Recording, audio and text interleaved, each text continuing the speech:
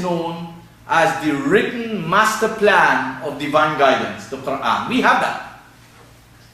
I mean, what more do I need to be grateful?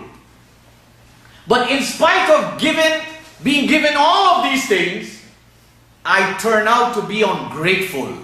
Because why? In my life, I have no room for these things. I hide them. I push them under the carpet, as we say. I bury them in the soil of life. I'm too busy with other things to think about it. So I am behaving as a kafir if I do that. So when I continue to deal with the gifts of nature that are countless and the master plan of divine guidance which recaptures human behavior throughout the ages, I am actually denying the existence of these things. Because if you and I, generally speaking, when we walk with humility. That doesn't mean we walk as somebody who's going to fall down. Walk with humility means to walk recognizing how much good has been done to us. And how much good has been done to us and for us. When we do that, then it mellows us. It humbles us. It makes us be careful how we deal with one another. How we treat one another. What we say to one another, what we work with one another, and what we work for one another. That influences us. But if I feel you have done nothing for me, and if you feel I have done nothing for you, then what will stop you or me from unleashing venom of disgust and hatred and jealousy and oppression to one another. And you can see this society. So we need to understand that a kafir essentially is someone in whose life divine loftiness is covered, is concealed, is hidden, is suppressed, is buried. And that action results in ingratitude. Those of you who know some Arabic, or you are from Urdu background, you will know that kufr is the opposite of shukr. And if kufr means to hide the bounties of God,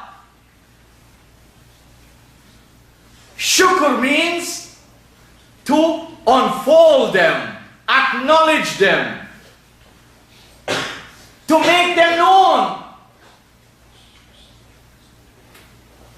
to recognize them, and let the world see what we are because of whom.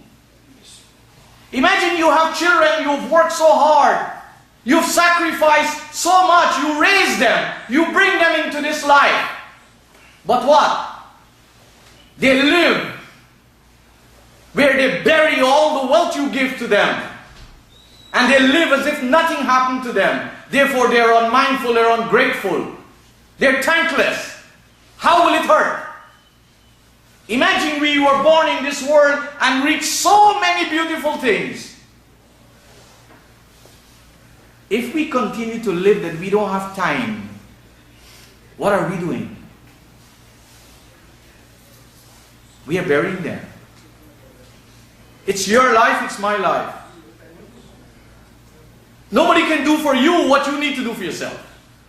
Nobody can do for me what I need to do for myself. Nobody can improve our relationship with divine loftiness. Nobody can change our lifestyle to make it one that counts. Otherwise, you and I will see before our own eyes. Our children will walk in the fire while we are still alive. I'm not talking about the fire when people are dead. And we'll have no ability to stop them. Because why? This was not part of our lifestyle. We are waiting for the fire to make sure we cross the bridge that is thinner than here and sharper than a sword. So they tell us. And when we're waiting to do that, when we are dead. But we have no plan of action for when we are alive. Let me give you some very important points that the Qur'an tells us about kafir. The very important thing, do not think that somebody next to your right or your left is a kafir.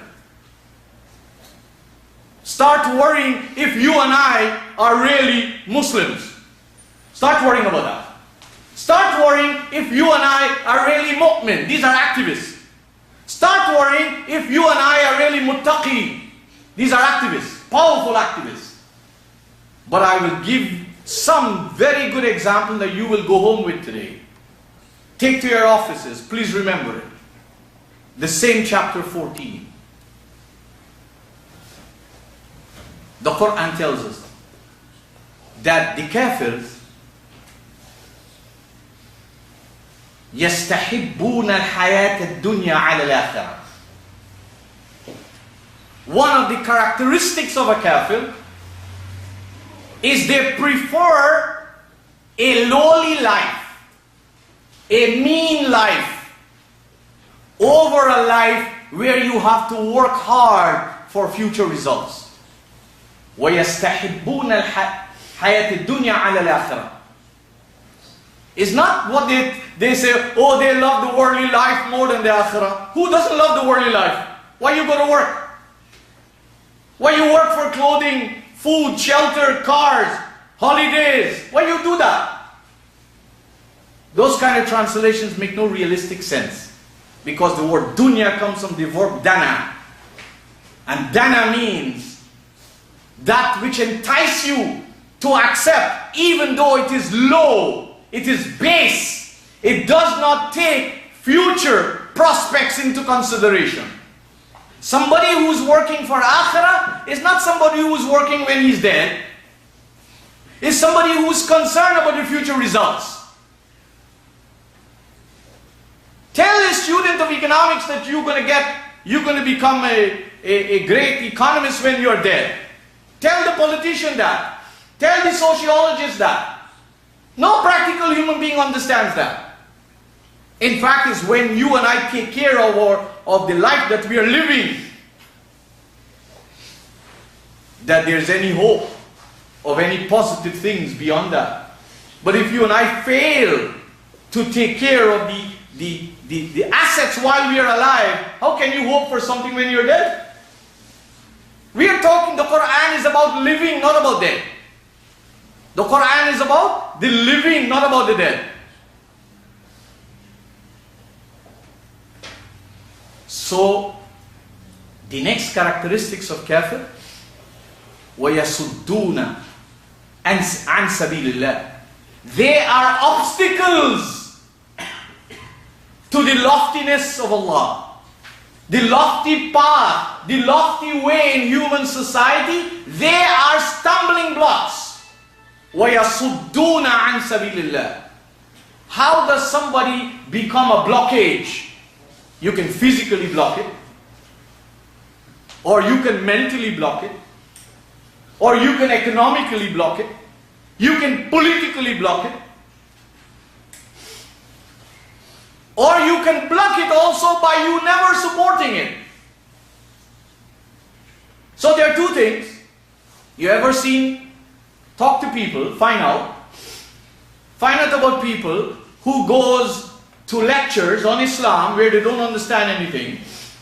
They go to khutbah every Jummah, and most of it is not in the language they speak, because the time most of the people go to the Jummah, they go for the ritual formality. They want to make sure they get it. So most of the time they go for the prayers. And they go and they hear this Arabic khutbah, which is like 4 or 5 minutes on the minbar. So what the Qur'an is telling you and me, that another characteristic of the kafir is that he or she is not someone who advocates and makes access to divine loftiness. Look what God has given me. Look what He's giving you. Do we use the wealth that God gave us? And we know what He gave us. You don't know what He gave me, perhaps. I don't know what He gave you, perhaps. But we have good account of what we have. All our talents and our energies and our everything we have. So the Qur'an says, are we actually accessing and allowing society the opportunity to access betterment, enhancement, empowerment?